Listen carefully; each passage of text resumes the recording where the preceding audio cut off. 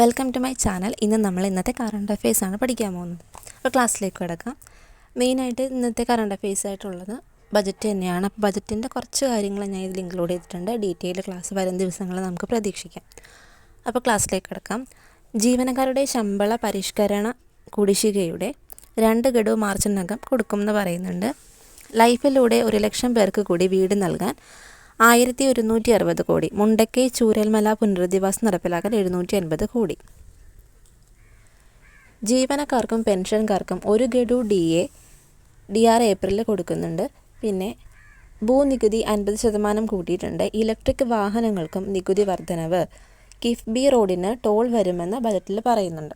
ഇത്തരം കാര്യങ്ങൾ വളരെ ബേസിക് ആയിട്ടുള്ള കാര്യങ്ങളാണ്.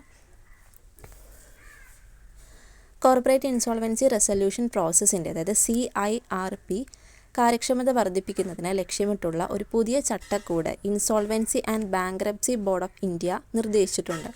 അപ്പോൾ ഈ കോർപ്പറേറ്റ് ഇൻസോൾവൻസി റെസൊല്യൂഷൻ പ്രോസസ്സിൻ്റെ കാര്യക്ഷമത വർദ്ധിപ്പിക്കുന്നതിനായിട്ടാണ് എന്ത് വന്നത്? Insolvency and bankruptcy board of India വന്നത്. ഇന്ത്യൻ സൈന്യത്തിൻ്റെ ഫയർ പവർ വർദ്ധിപ്പിക്കുന്നതിനായി ഇന്ത്യൻ പ്രതിരോധ മന്ത്രാലയം അടുത്തിടെ 10,147 കോടി രൂപയുടെ കരാറുകളിൽ ഒപ്പുവെച്ചിട്ടുണ്ട്. അപ്പോൾ ഈ തദ്ദേശീയമായിട്ട് വികസിപ്പിച്ച ഒരു മൾട്ടിപ്പിൾ ലോഞ്ച് റോക്കറ്റ് സിസ്റ്റമാണ് പിനാക്ക.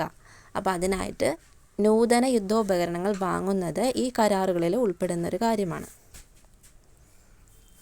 നൈട്രജൻ ഡയോക്സൈഡ് വായു മലിനീകരണത്തിന് കാരണമാകുന്നു. കൽക്കരി, എണ്ണ, പ്രകൃതിവാതകം തുടങ്ങിയ ഫോസിൽ ഇന്ധനങ്ങളുടെ ജ്വലനത്തിൽ നിന്നാണ് ഇത് പ്രധാനമായിട്ടും ഉണ്ടാകുന്നത്. പുറത്തെ നൈട്രജൻ ഓക്സൈഡ് ലെവലുകൾക്ക് റോഡ് ഗതാഗതമാണ് പ്രധാന കാരണം. ഈ മലിനീകരണം ഗുരുതരമായ ആരോഗ്യ പ്രശ്നങ്ങൾ സൃഷ്ടിക്കുകയും കൃഷിയെ ദോഷകരമായിട്ട് ബാധിക്കുകയും ചെയ്യുന്നു. അതുകൊണ്ട് തന്നെ ഇന്ത്യയിലെ വിളവിൽ പ്രത്യേകിച്ച് ഇപ്പോൾ ഗോതമ്പിലും അരിയിലും ഒക്കെ ഇതിൻ്റെ സ്വാധീനമുണ്ടെന്ന് പഠനങ്ങൾ വെളിപ്പെടുത്തിയിട്ടുണ്ട്. അപ്പോൾ ഇതൊരു മലിനീകരണമായിട്ടുള്ളൊരു സംഭവമാണ് നൈട്രജൻ ഡയോക്സൈഡ് എന്ന് പറയുന്നത്. ഇന്ത്യയിലെ ഇലക്ട്രിക് വാഹന ചാർജിംഗ് വിപണി വളർച്ച കൈവരിക്കുകയാണ്. ചാർജിംഗ് നെറ്റ്വർക്കുകളിലും ബാറ്ററി സ്വാപ്പിംഗ് മോഡലുകളിലും ശ്രദ്ധ കേന്ദ്രീകരിച്ചിട്ടുള്ള സ്റ്റാർട്ടപ്പുകളിൽ സമീപകാല നിക്ഷേപം $450 മില്യൺ കവിഞ്ഞിട്ടുണ്ട്. സെർച്ച് ആൻഡ് റെസ്ക്യൂ ഏജൻസികളുടെ പ്രവർത്തന കാര്യക്ഷമത വർദ്ധിപ്പിക്കാനായി ഇന്ത്യ ഗവൺമെൻറ് അടുത്തിടെ അതിൻ്റെ search and rescue aid tool നവീകരിച്ചിട്ടുണ്ട്. ഏറ്റവും പുതിയ പതിപ്പായ സാരാട്ട് പതിപ്പ് 2 പ്രത്യേകിച്ച് ഇന്ത്യൻ മഹാസമുദ്ര മേഖലയിലെ തിരച്ചിൽ രക്ഷാപ്രവർത്തനങ്ങളിലൊക്കെ വേഗത്തിലുള്ള പ്രതികരണ സമയവും ഉയർന്ന വിജയനിരക്കും നൽകുന്നതിന് ലക്ഷ്യമിടുന്ന ഒന്നാണ് ഈ ഒരു സെർച്ച് ആൻഡ് റെസ്ക്യൂ ടൂൾ എന്ന് പറയുന്നത്. ട്രംപ് ഭരണകൂടത്തിൻ്റെ സമീപകാല നിർദ്ദേശം ഇറാനിലെ ഇന്ത്യയുടെ ചബഹാർ തുറമുഖ പദ്ധതിയുടെ ഭാവിയെക്കുറിച്ച് ആശങ്കകൾ ഉയർത്തുന്നതാണ്. അപ്പോൾ ഇപ്പം ട്രംപ് വളരെയധികം പരിഷ്കരണങ്ങളാണിപ്പോൾ നടത്തിക്കൊണ്ടിരിക്കുന്നത്. അപ്പോൾ ഇന്ത്യയുടെ ചബഹാർ തുറമുഖ പദ്ധതിയുടെ ഭാവിയെ ഇത് ആശങ്കയുണ്ട്.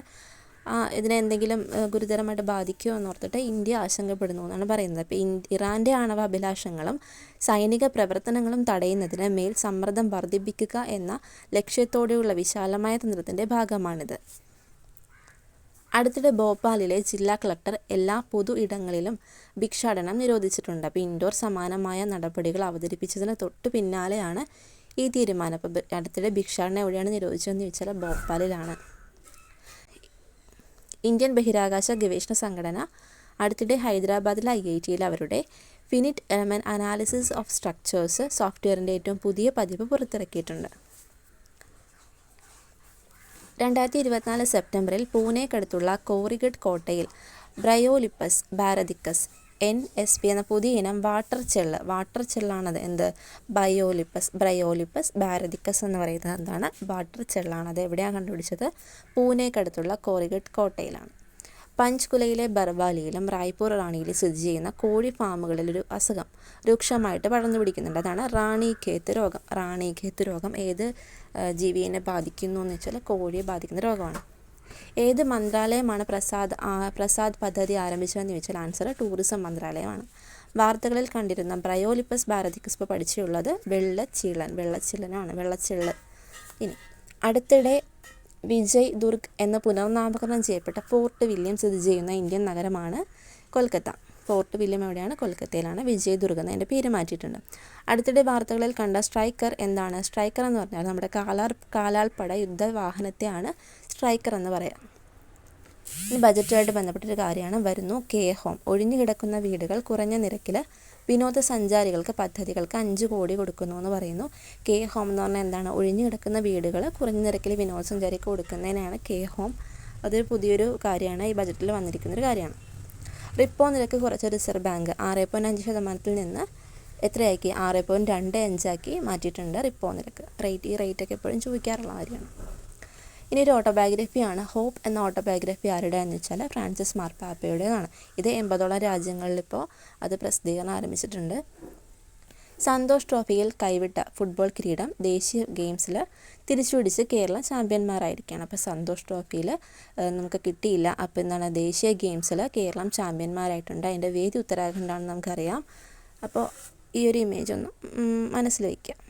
അപ്പോൾ ഇത്രയും കാര്യങ്ങളാണ് ഇന്നത്തെ കറണ്ട് അഫെയർസ് ആയിട്ടുള്ളത്. ബജറ്റിൻ്റെ ഡീറ്റെയിൽഡ് ക്ലാസ് നമുക്ക് നെക്സ്റ്റ് ഡേയ്സിലൊക്കെ ഞാൻ ചെയ്യാം എന്തായാലും. അപ്പോൾ ക്ലാസ് ഇഷ്ടപ്പെട്ടിട്ടുണ്ടെങ്കിൽ നിങ്ങൾ സബ്സ്ക്രൈബ് ചെയ്യണം, ഷെയർ ചെയ്യണം, ലൈക്ക് ചെയ്യണം.